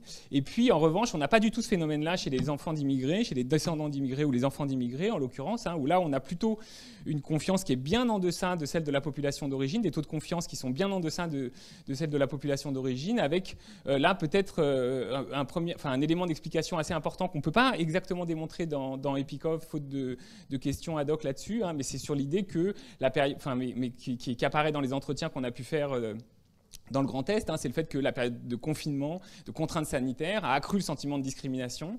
Et ce sentiment de discrimination, il est, alors que ça soit pour les personnes, pour les enfants d'immigrés, mais aussi chez d'autres catégories de population, il peut être très, très pesant dans le rapport de confiance qu'on entretient avec les institutions étatiques. Alors là, j'ai présenté, mais je vais faire très rapidement parce que sinon j'aurais pas le temps de tout vous montrer, mais une régression, les résultats présentés sous forme de régression pour vous dire que les effets que je viens de présenter, en fait, ils résistent à un raisonnement toutes choses égales par ailleurs, et où on voit, alors si j'arrive à pointer, ouais, je crois que c'est comme ça. Non, je ne vais pas le faire parce que ça ne marche pas. Mais on voit en tout cas, alors on voit, là je n'aurai pas le temps de m'appesantir dessus, mais on voit un rapport de confiance différent entre les femmes. Enfin, les femmes ont toutes choses égales par ailleurs moins confiance que les hommes dans les pouvoirs publics. Ça, c'est pour la période de mai 2020. Que ensuite, plus on avance en âge, plus on a confiance dans les pouvoirs publics. Donc ça se continue à se vérifier. On retrouve l'effet diplôme et le fait que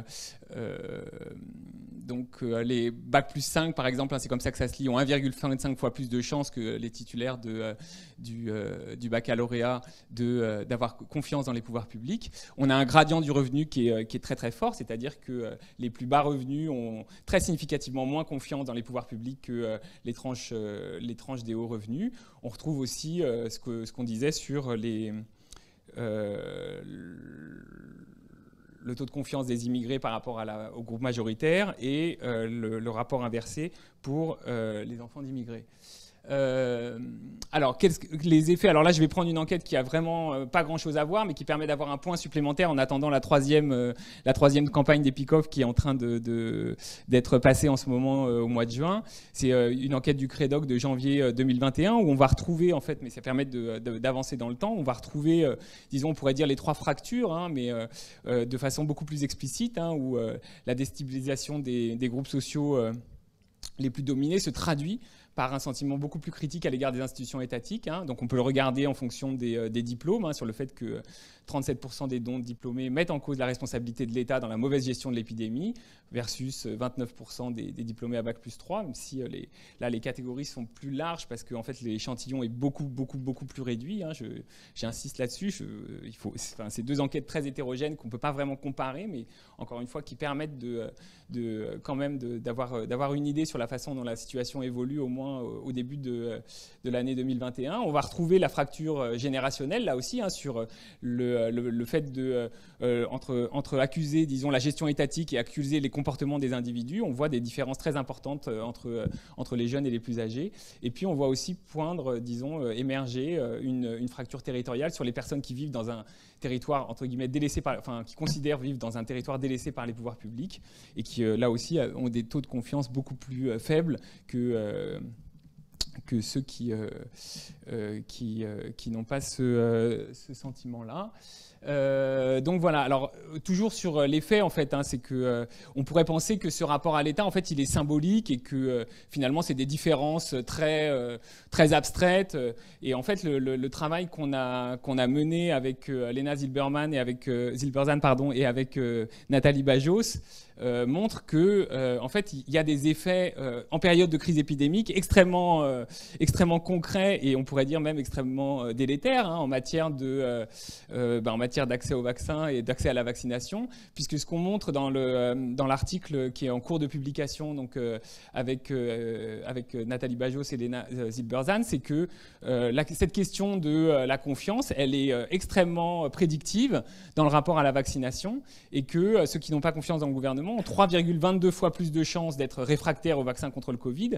Et on peut même dire, puisque l'objet de cet article, c'était de comparer le rapport à la vaccination Covid et le rapport à la vaccination en général, que c'est une particularité du rapport à la vaccination Covid que d'être corrélé à ce niveau-là et à ce point-là à la question de la confiance dans le gouvernement. Donc évidemment, on va retrouver, alors là, ça renvoie à d'autres travaux que je n'ai pas le temps de présenter ici, mais le fait qu'on a donc si on synthétise d'une certaine manière des classes populaires qui sont plus exposées, liées à leurs conditions de travail, liées à leurs conditions de logement, liées à la densité de population dans les villes où ils habitent, et une moindre confiance dans le gouvernement qui se traduit aussi par, et qui va se traduire par des intentions vaccinales très différentes. Là, je l'ai mis en novembre 2020, on a 17,2% des ouvriers qui n'avaient pas du tout l'intention de se faire vacciner contre 8,2% des cadres. Donc on voit que c'est des écarts qui sont très significatifs du point de vue... Alors évidemment, il n'y a pas que le rapport au... Il ne faudrait pas dire qu'il n'y a que le rapport au gouvernement, il y a aussi un rapport à la santé, il y a aussi un rapport au corps, il y a des travaux de Luc Boltanski là-dessus qui sont évidemment... qui font référence et qu'il faudrait prendre en compte pour, expliquer cette différence au sein des classes sociales dans le rapport à la vaccination, mais c'est quand même quelque chose qui apparaît de façon très forte et qu'on va retrouver aussi chez les populations minoritaires qui sont là aussi plus exposées et moins vaccinées, avec, pour ce qui les concerne, disons, cette dimension supplémentaire qui est l'expérience de la discrimination. Je ne sais pas combien de temps il me reste.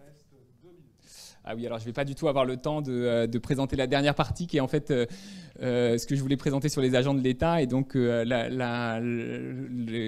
l'enquête qu'on a pu mener dans les hôpitaux et notamment le fait que un des effets de cette crise épidémique sur ce que Pierre Bourdieu appelait la main gauche de l'État, c'est l'effet sur les agents de première ligne en fait, c'est-à-dire les sapeurs-pompiers, les enseignants, les ambulanciers, les soignants, ceux qui ont été au contact direct et qui ont eu pour mission de protéger sans eux-mêmes avoir le sentiment d'être protégés. Et donc cette contradiction entre la mission de devoir protéger sans être protégé a évidemment eu d'importants effets sur le rapport à l'État de ces agents de l'État. Donc je voudrais quand même dire un mot de cette longue enquête qu'on a menée avec Maud Gély dans 2 hôpitaux. D'abord, ça a été, ce qui a marqué la crise épidémique, il en a été un peu question tout à l'heure, c'est le surinvestissement des soignants dans la mobilisation, disons, et le fait de vouloir soigner sans compter. C'est le titre de l'article qui va être publié très prochainement, avec l'idée que c'est à la fois sans compter l'énergie et sans compter le budget, sans compter le matériel, et on pourrait dire aussi sans compter sur la reconnaissance des autorités étatiques, on pourrait rajouter, c'est sans compter dans les 3 sens du terme. Et évidemment, après la crise, ça n'a pas effacé, là aussi il en a été question tout à l'heure, disons, les conflits entre médecins, les conflits entre services. Et d'ailleurs, les conflits entre services sont apparus beaucoup plus forts, notamment quand on regarde tout au long de la crise épidémique ceux qui ont voulu maintenir le fonctionnement normal de l'hôpital et ceux qui ont voulu maintenir le fonctionnement exceptionnel. Les faits, et j'accélère parce que je sens que je vais bientôt être coupé et que je voudrais quand même apporter quelques conclusions, c'est les faits sur le rapport aux États, en tout cas sur le rapport à l'État, sur le rapport au pouvoir public de ces agents-là, c'est que ce qui a permis à l'hôpital public de tenir, c'est le consentement des personnels à se mobiliser pour les soins et à ce surtravail, notamment par le biais de l'intériorisation du dévouement aux patients, du travail bien fait. L'intégration dans les collectifs de travail, il en a été question tout à l'heure, et ça c'est, je pense, un effet très important de la crise épidémique, en particulier sur ces services publics, parce que à l'inverse, dans le travail, dans le service privé, dans les entreprises, la crise épidémique a plutôt eu l'effet de défaire les collectifs de travail et d'individualiser le rapport au travail. Dans les services publics qui ont continué à fonctionner comme à l'hôpital, ça a beaucoup renforcé, disons, ces collectifs, mais à l'inverse, ça a conduit aussi à mettre à distance les autorités centrales, mettre à distance davantage les autorités type ministère, type ARS, notamment, alors, il faudrait terminer là-dessus, hein, sur ce qui a beaucoup pesé pendant la crise épidémique, c'est les injonctions contradictoires, en termes de notamment à l'hôpital, en termes de protocole, et le fait des injonctions changeantes. Ce qui était en cause, c'était pas la légitimité de l'État et des institutions centrales à donner des règlements, c'est le problème de la contradiction et du caractère illogique, ou en tout cas très variable, de ces injonctions. Et finalement, ça a beaucoup plus, disons, renforcé les autorités de proximité, les chefs de service, ou en tout cas les directeurs d'hôpitaux, précisément parce que ils ont eu pour rôle, disons, de nuancer, ou en tout cas de rendre acceptables et faisables ces injonctions contradictoires. J'ai le temps de dire un mot de conclusion ou pas? Non, je le sens. Allez-y. Non, mais en conclusion, c'est juste un mot de conclusion pour dire que y a un raisonnement, enfin il y a quand même derrière ça un raisonnement, cyclique qui est assez important à avoir en tête, c'est-à-dire que la distance, enfin la crise épidémique a occasionné une réaffirmation de l'État, qui elle-même a accentué, disons, les effets de distanciation des catégories les plus défavorisées par rapport à l'État, et que par un choc en retour, par le biais de la vaccination, cette plus grande distanciation à l'État a aussi, du coup, accru, disons, les phénomènes d'inégalité dans les questions d'accès à la vaccination et d'accès, et d'une manière générale. Et que, intégré à ce raisonnement-là, évidemment, la question des agents de l'État et des agents qui ont été au contact direct de cette population. Voilà, merci. Merci infiniment. Merci. On va prendre cette enquête extrêmement importante aussi, et qui confirme aussi sur bien des points, je trouve, tout ce qu'on a entendu ce matin. On a 10 minutes de discussion. Sandrine, et puis après Frédéric. Ah oui. Sandrine Lefranc, donc une question sur la notion d'attachement à l'État. Oui, alors c'est vrai, c'est une question que j'avais beaucoup traitée dans un précédent livre, et quand j'ai imaginé le titre, disons que j'avais dans l'idée de continuer sur cette question-là, et en fait, en présentant là les résultats de l'enquête, je suis très dépendant des questionnaires, des enquêtes dont on dispose, et donc je n'ai pas parlé je n'ai finalement pas parlé de cette notion-là dans mon exposé, parce qu'elle ne figure pas dans les questionnaires, et que donc je m'en suis tenu. Mais voilà, je pense que... Voilà, elle existe dans la littérature. Enfin, c'est une notion qui a son histoire. Oui, elle existe. Alors, elle n'est pas... je ne sais pas si elle est formalisée en tant que telle. Moi, je l'avais beaucoup utilisée quand j'avais travaillé sur l'impôt. Mais là, en l'occurrence, c'est vrai que c'est une disjonction dans mon exposé. Donc, d'accord. Vous avez raison. Alors, il y a deux questions dans la salle, mais pour une fois, il y en a il y en a même deux, en fait, de la même personne, mais à distance. Donc, comme c'est la première fois, je ne suis pas sûr que vous la voyez, mais je vais vous la répercuter. Donc, une question sur la perte de confiance dans les pouvoirs publics chez les jeunes. Est-elle due seulement à la crise sanitaire? Est-ce que la gestion de la crise climatique peut en expliquer une partie? Je pense aux suites de la Convention citoyenne avec la loi climat. Et l'accroissement de la défiance chez les soignants explique-t-elle le niveau d'hésitation vaccinale chez certains d'entre eux? Ça, je ne sais pas si ça rentre dans votre enquête à ce stade, mais donc... Oui, alors si, parce qu'on a fait beaucoup d'entretiens dans les D'accord. hôpitaux, et donc du coup on a posé beaucoup de questions sur le plan qualitatif. Alors sur la crise environnementale, nous on a dans nos enquêtes, là pour le coup qualitatives, parce que la question environnementale n'était pas du tout posée dans les enquêtes statistiques que j'ai mentionnées, mais dans les enquêtes qualitatives, nous on a plutôt travaillé sur les quartiers populaires, en fait, dans le Grand Est et en Charente. L'idée, c'était de travailler sur deux régions, l'une qui avait été très frappée par la crise épidémique, l'autre qui n'avait pas du tout été frappée.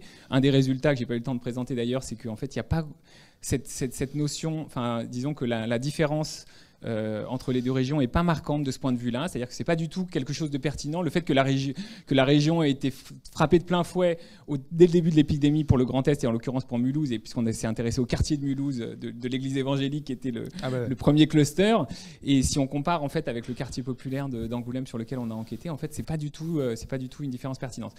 Dans cette fraction de la jeunesse, il n'y a pas la question de la crise environnementale apparaît peu. Sur la question des soignants, alors en fait c'est une question qu'on a beaucoup posée posé, parce qu'on pressentait la question de la vaccination, et quand on a commencé la campagne d'entretien avec Mojeli, on a beaucoup posé de questions sur la vaccination, sur la grippe, et il y a beaucoup de travaux sur les réticences vaccinales des soignants sur la grippe. Ce qu'on oublie souvent de dire, alors donc c'est pas du tout propre au Covid en fait, hein, le fait que les personnels soignants ne sont pas, on va dire, massivement vaccinés quand un vaccin se présente. Ce qu'on oublie souvent de dire, c'est qu'il y a des caractéristiques socio-démographiques de ces personnels qui font qu'ils font partie des populations qui sont les plus réticentes à la vaccination. Enfin voilà, ce sont souvent des femmes. Tout métier confondu finalement.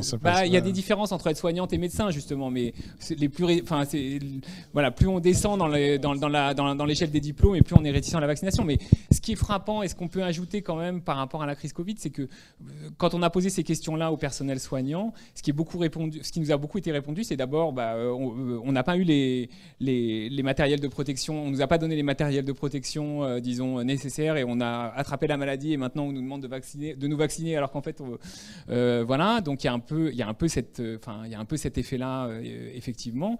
Il y a aussi l'effet que et qu'on retrouve aussi, alors j'ai pas eu le temps de le mentionner, mais dans le rapport des classes populaires aux injonctions étatiques, c'est le fait que autant il y a une distance à l'égard de la vaccination, autant il y a une très grande adhésion, très forte adhésion aux gestes barrières, à la question des masques. J'ai pas eu le temps de présenter tous les résultats parce que vous avez vu que le temps n'était pas suffisant, mais en matière de port du masque, etc., il y a plutôt un surinvestissement des populations immigrées, des populations issues de l'immigration sur le masque. Et comme en fait tout se passe comme si on pourrait dire, et c'est aussi un peu ça chez les soignants, c'est le fait qu'on est à distance de quelque chose comme la vaccination qui met en jeu des laboratoires pharmaceutiques, qui met en jeu des autorités étatiques, mais en revanche on surinvestit la protection des proches, l'attachement à la santé, l'attachement au corps, etc. Merci. Alors on a une autre question à distance, donc je l'ai privilégiée parce qu'on a peu entendu, mais là c'est quelqu'un qui veut la poser par le micro, mais c'est pas moi qui peux lui... J'ai pas le contrôle des micros. Si vous pouvez donner le micro à Monsieur Berich. Donc ça y est, Monsieur Mounir Berich, vous avez le micro. Oui, vous m'entendez? Oui, on vous entend. Tout d'abord, je suis très ravi pour cet événement. Mais comme j'adresse mes grands remerciements pour les intervenants et surtout cette présentation pertinente. Ma question est la suivante. Le Covid, c'est une pandémie internationale, mondiale, qui a affecté beaucoup de pays, mais cette affectation s'y diffère d'un pays à un autre. Mais je constate qu'il y a une certaine vulnérabilité qui touche différemment les catégories sociales. Monsieur, pour la dernière présentation, est-ce qu'il y a, comment dirais-je, des remèdes, des solutions pour les gens qui refusent les vaccins, surtout avec des méthodes politiques ou du gouvernement? Et merci. Merci à vous. Alors, Alexis Spire. Alors, ce que je comprends de la question, c'est est-ce qu'on peut attendre des pouvoirs publics qui puissent faire quelque chose contre ces inégalités sociales, à la fois en termes d'exposition et aussi en termes d'inclination à la vaccination. Je vous remplace pour... Mais...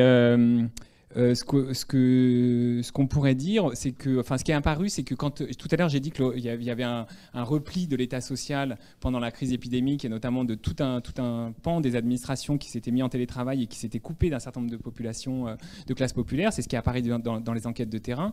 Et ce repli de l'État social, il a été pris, enfin, le relais a été pris par tout un tas d'associations, de structures municipales qui ont, d'une certaine manière, pris le relais pour aider les populations à s'en sortir, notamment celles qui avaient basculé dans l'extrême pauvreté. Et ce qu'on pourrait imaginer de la part des pouvoirs publics, c'est de s'appuyer sur ce réseau associatif, qui est totalement en prise justement avec ces populations éloignées de la vaccination, éloignées des pouvoirs publics, pour passer un message, ou en tout cas essayer d'avoir une attitude un peu proactive en termes de vaccination. Là, ce qui est frappant dans la politique de vaccination, c'est que en fait, bon, il y a eu un premier temps où il n'y avait pas assez de vaccins, où on a d'abord les populations prioritaires, mais que là tout se passe comme si en fait on considérait que c'était une question de volonté individuelle et qu'on s'en remettait finalement à la main invisible du marché ou à la main invisible de la volonté individuelle, et que ceux qui voulaient se faire vacciner pouvaient le faire maintenant, tous ceux qui veulent le faire peuvent le faire, mais qu'il n'y a pas beaucoup de réflexion, ou en tout cas moi je ne l'ai pas du tout perçu, sur l'idée d'avoir une politique volontariste à l'égard de populations qui sont encore une fois à la fois surexposées à la maladie et très peu enclines à se faire vacciner. Donc je pense qu'il faudrait, mon intuition c'est qu'il faudrait s'appuyer sur ces réseaux de solidarité de terrain pour prendre le relais sur la vaccination. Merci de cette réponse très précise en fait. À la question. Une minute, monsieur. Monsieur Spear, c'était Monsieur Spear. C'est Monsieur Spear, oui. Je crois bravo pour cet exposé. Mais est-ce qu'il y a... On a très peu de temps, monsieur. Allez-y. Je m'excuse alors. Je laisse la parole pour les autres. C'est surtout pour conclure, en fait. C'est le temps. Oui. Merci beaucoup à vous. On a 2 questions en interne, mais si vous êtes d'accord, peut-être ce sera pour d'autres moments. Il y avait Frédéric Keck et Jean-Paul Godilière. Si ça ne vous dérange pas, on aura d'autres occasions. On atteint vraiment la demi-heure complète de dernier exposé, questions comprises. On a eu une matinée assez exceptionnelle. Je voudrais remercier tout le monde. Peut-être embrayer une seule phrase de conclusion générale qui m'a beaucoup frappé sur ce que vous venez de dire aussi. C'est l'idée, au fond, une des idées forces qui pour moi ressort de la matinée, mais qui pourrait être trompeuse, c'est que la pandémie a aggravé des choses qui étaient déjà là. Donc on pourrait dire au fond, c'est pas si grave, etc. Sauf que aggraver, c'est très grave. Parce qu'en fait, on savait déjà, et du coup, on n'a rien fait pour se servir de ce savoir antérieur pour empêcher son aggravation, justement. Et donc, je conclus là-dessus sur l'utilité des sciences sociales aussi. C'est-à-dire, c'est pas juste pour dire, après coup, ça aggrave des tendances qui vont finir par devenir dramatiques. Il faut s'en servir pour interrompre cette aggravation. Voilà, ce sera mon petit mot de conclusion en forme de conséquences pratiques. Merci à vous toutes et à vous tous. C'était une matinée exceptionnelle, vraiment. Merci. Et la suite le sera aussi, c'est pas ça que je veux dire.